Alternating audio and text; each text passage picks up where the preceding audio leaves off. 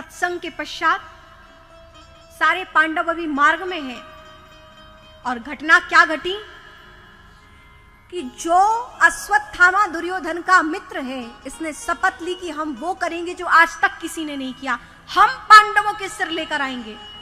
और घटना क्या घटी, आप सावधान होकर श्रवण कीजिए। ऐसी घटना घटी कि मध्यरात्रि का समय था, ना सुबह थी ना रात्रि, रात्रि जा रही थी, सुबह होने वाली थी, ऐसा मध्य का समय, थोड़ा अंधेरा था। पांडव तो अपनी सैया पर थे नहीं, किसी और को मालूम नहीं था, भगवान के साथ चल दिए। और इन पांडवों की सैया पर आकर लेट गए पांचों पांडव के पांचों पुत्र। अपने पिता के कक्ष में आकर उनके बेड पर सैया पर आकर पांचों पुत्र लेट गए। और पांचों पांडवों के पांचों पुत्र बिल्कुल अपने पिता की भांति लगते थे, ओढ़े हुए लेटे हुए थे। अश्वत्थामा चुपचाप से पांडवों के शिविर में घुसा, प्रवेश किया,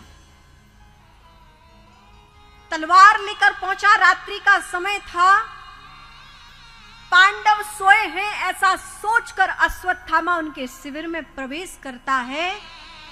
पता नहीं था, उसे तो पता था पांडव सो रहे हैं, और पांडवों को सोया हुआ समझकर पहुंचा और ऐसा उसने तीर का निशान लगाया कि पांचों के सिर को विच्छेदन कर दिया। पांचों पांडव उस सैया, श्वेत वस्त्र ओढ़े हुए थे, रक्त रंजित हो गए, खून की धार बह उठी, मुख से कुछ कह भी ना सके, ऐसे विषैले बाणों को चलाया कि पांचों पांडवों के पांचों पुत्र उसी समय वहां पर प्राणों को त्याग दिए।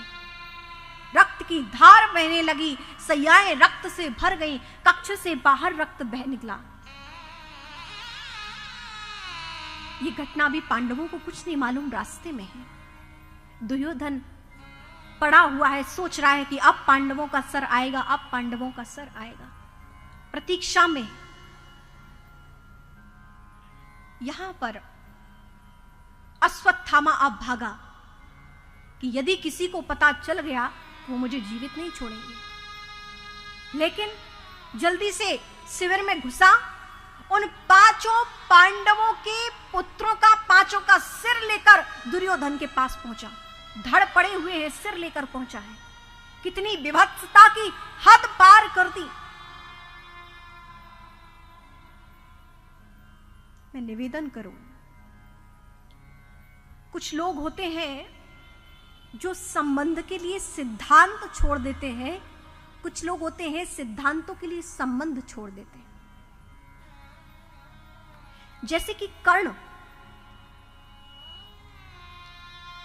दुर्योधन का मित्र था, करना उसको उचित चाहिए था, जो सिद्धांत कहता है वो करना चाहिए था। लेकिन उसने दुर्योधन का साथ दिया, वो संबंध में ऐसा बंधा कि दुर्योधन मेरा मित्र है, उसका साथ दिया, सारे सिद्धांत छोड़ दिए उसने। दुर्योधन के साथ साथ कर्ण ने भी अपमान किया कि अरे जब तुम 5 पतियों की पत्नी हो तो हमारे मित्र दुर्योधन को भी चुन लो।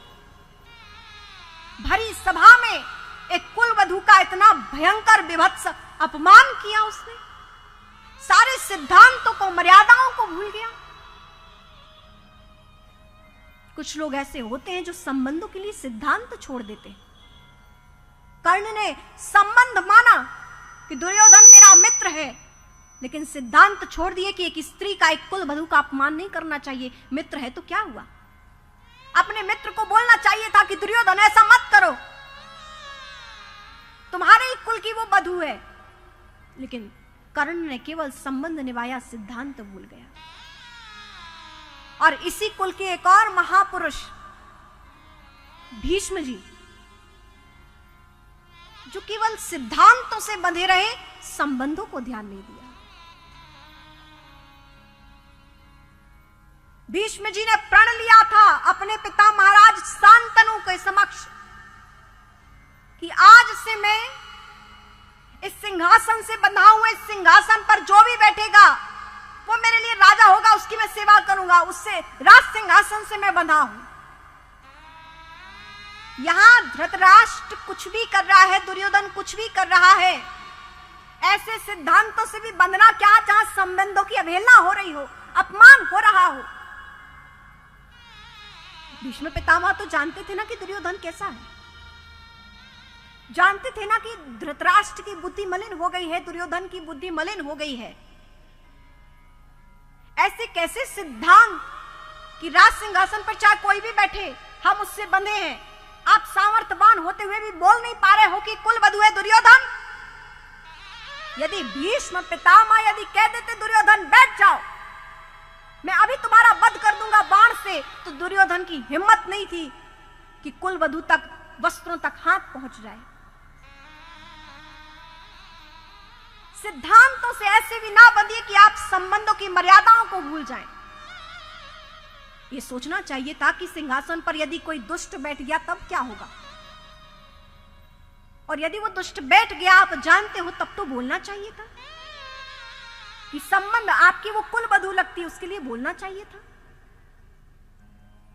मैं एक और निवेदन करूं कि घर के श्रेष्ठ जन यदि असत्य पर मौन हो जाते हैं तो उस घर में भी महाभारत होती है।